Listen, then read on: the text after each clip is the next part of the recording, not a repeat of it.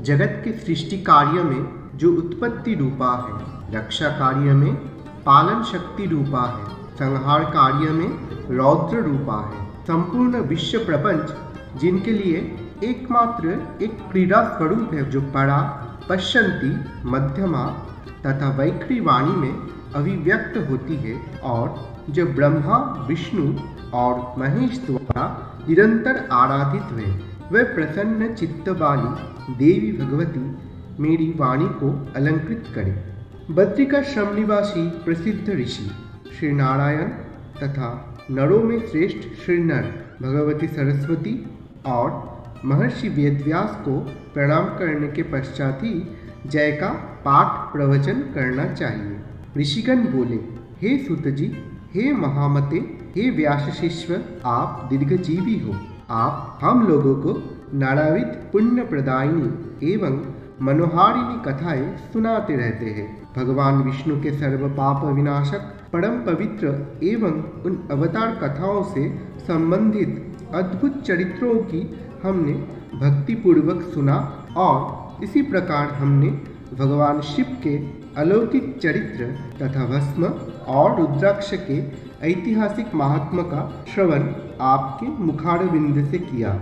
हम लोग अब ऐसी परम पावन कथा सुनना चाहते हैं जो बिना प्रयास के ही मनुष्यों को भोग एवं मोक्ष प्रदान करने में पूर्ण रूप से सहायक हो। हे महाभागे, अतः आप उस कथा का वर्णन करें जिसके द्वारा मानव कलयुग में भी सिद्धियां प्राप्त कर ले, क्योंकि हम आपसे बढ़कर किसी अन्य को नहीं जानते हैं जो हमारी शंकाओं का निवारण कर सके। सुत जी ने फिर बोले, हे महाभाग ऋषियों, आप लोगों ने लोक कल्याण की भावना से अत्यंत उत्तम प्रश्न किया है।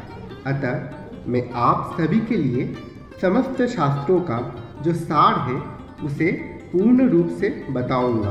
समस्त तीर्थ, पुराण और व्रत तभी तक गर्जना करते हैं जब तक मनुष्य देवी भगवत का सम्यक रूप से श्रवण नहीं कर लेते। मनुष्य के लिए पाप रूपी अरण्य तभी तक दुखप्रद एवं कंटकमय रहता है जब तक श्रीमद् देवी भगवत रूपी परशु उपलब्ध नहीं हो जाता। मनुष्य को उपसर्ग रूपी घोर अंधकार तभी तक कष्ट पहुंचाता है जब तक श्रीमद् देवी भगवत रूपी सूर्य उनके सम्मुख उदित नहीं हो जाते। ऋषिगण बोले, हे वक्ताओं में श्रेष्ठ महाभाग सुत जी, आप हमें बताएं कि वह श्रीमद् देवी भगवत पुराण कैसा है और उसके श्रवण की विधि क्या है। उस पुराण को कितने दिनों में सुनना चाहिए, उसके श्रवण की अवधि में उसकी पूजन विधान क्या है, प्राचीन काल में किन किन मनुष्यों ने उसे सुना और उनकी कौन कौन सी कामनाएं पूर्ण हुए। सुत जी ने फिर बोले, प्राचीन काल में पराशर ऋषि द्वारा सत्यवती के गर्भ से विष्णु के अंश स्वरूप मुनि व्यास उत्पन्न हुए, जिन्होंने वेदों को 4 विभाग में बांटा और उन्हें अपने शिष्यों को पढ़ाया। पति तो ब्राह्मणधमों, वेदाध्ययन के अनाधिकारियों, स्त्रियों एवं दूषित बुद्धि वाले मनुष्यों को धर्म का ज्ञान कैसे हो। मन में ऐसा विचार करके भगवान बद्रायन व्यास जी ने उनके धर्म ज्ञानार्थ पुराण संहिता का प्रणयन किया। उन भगवान व्यास मुनि ने 18 पुराणों एवं महाभारत का प्रणयन करके सर्वप्रथम मुझे ही पढ़ाया। उन पुराणों में श्रीमद् देवी भगवत पुराण भोग एवं मोक्ष को देने वाला है। व्यास जी ने राजा जन्मेजय को वह पुराण स्वयं सुनाया था। पूर्व काल में इन जन्मेजय के पिता राजा परीक्षित तक्षक नाग द्वारा काट लिए गए। अतः पिता की संशुद्धि अर्थात शुभ गति के लिए राजा ने तीनों लोकों की जननी देवी भगवती का विधिवत पूजन अर्चन करके 9 दिनों तक व्यास जी के मुखारविंद से इस श्रीमद् देवी भगवत पुराण का श्रवण किया। इस नवाह यज्ञ के संपूर्ण हो जाने पर राजा परीक्षित ने उसी समय दिव्य रूप धारण करके देवी का सालोक्य प्राप्त किया। राजा जन्मेजय अपनी पिता की दिव्य गति देखकर और महर्षि वेदव्यास की विधिवत पूजा करके परम प्रसन्न हुए।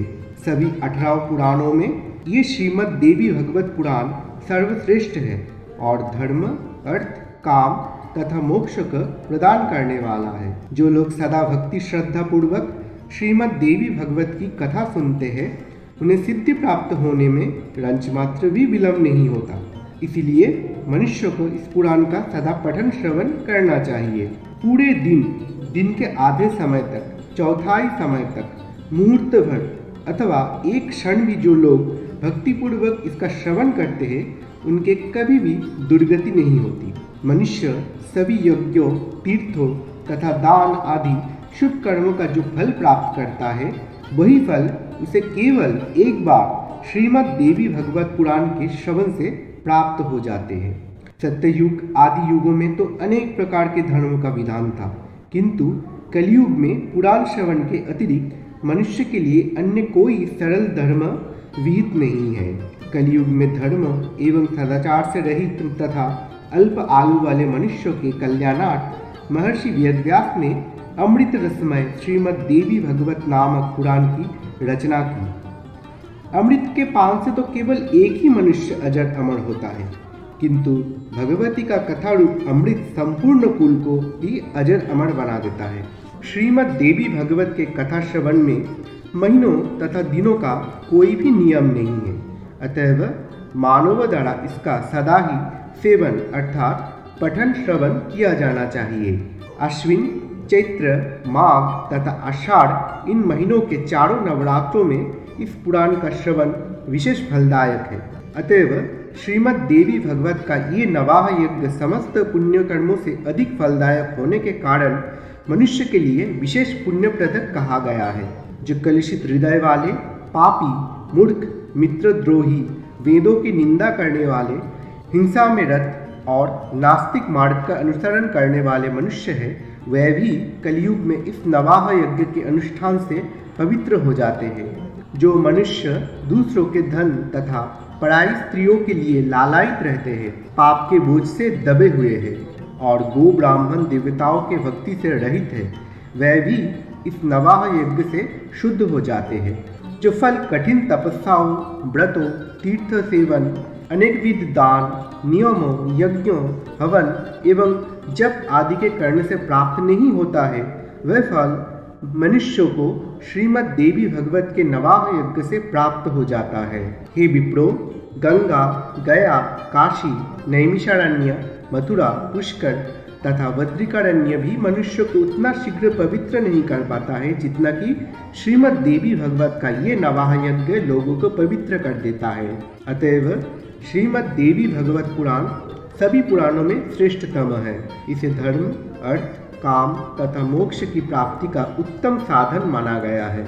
जो अश्विन महीने के शुक्ल पक्ष में सूर्य के कन्या राशि में पहुंचने पर महाअष्टमी तिथि को स्वर्ण सिंहासन पर स्थित देवी के प्रीतिप्रद श्रीमद् देवी भगवत ग्रंथ का पूजन करके उसे किसी योग्य ब्राह्मण को श्रद्धा पूर्वक देता है, वह देवी के परम पद को प्राप्त करता है।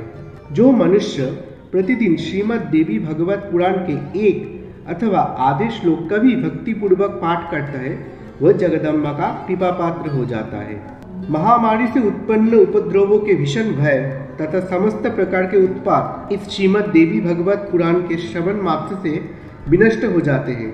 बालग्रह तथा भूत प्रेत आदि से उत्पन्न भय इस श्रीमद् देवी भगवत पुराण के श्रवण से बहुत दूर से ही भाग जाते हैं। जो व्यक्ति भक्ति भाव से देवी के इस भगवत पुराण का पाठ अथवा श्रवण करता है, वह धर्म, अर्थ, काम और मोक्ष प्राप्त कर लेता है। इस श्रीमद् देवी भगवत पुराण के श्रवण से वसुदेव जी प्रसेन को खोजने के लिए गए हुए और बहुत समय तक ना लौटे हुए अपने प्रिय पुत्र श्री कृष्ण को प्राप्त करके प्रसन्न हुए। जो मनुष्य भक्तिपूर्वक इस श्रीमद् देवी भगवत पुराण की कथा का पढ़ता है तथा उसका श्रवण करता है, वह भोग तथा मोक्ष दोनों प्राप्त कर लेता है। अमृत स्वरूप इस श्रीमद् देवी भगवत के श्रवण से पुत्रहीन मनुष्य पुत्रवान हो जाता है, दरिद्र व्यक्ति धन से संपन्न हो जाता है तथा रोगग्रस्त मनुष्य रोग से मुक्त हो जाता है।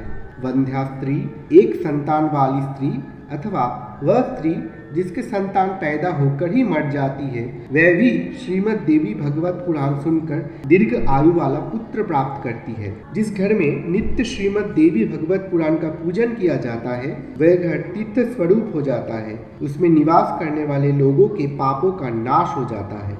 जो मनुष्य अष्टमी, नवमी अथवा चतुर्दशी तिथियों को श्रद्धापूर्वक इसे पढ़ता या सुनता है, वो परम सिद्धि को प्राप्त कर लेता है। इस श्रीमद् देवी भगवत पुराण का पाठ करने वाला ब्राह्मण वेद वेदांतों में अग्रगण्य हो जाता है, क्षत्रिय राजा हो जाता है, वैश्य धन संपदा से संपन्न हो जाता है और शूद्र भी उसके श्रवण मात्र से अपने कुल के बीच श्रेष्ठता प्राप्त कर लेता है। ओम नमश्चंडिकायै इति प्रथमोऽध्याय।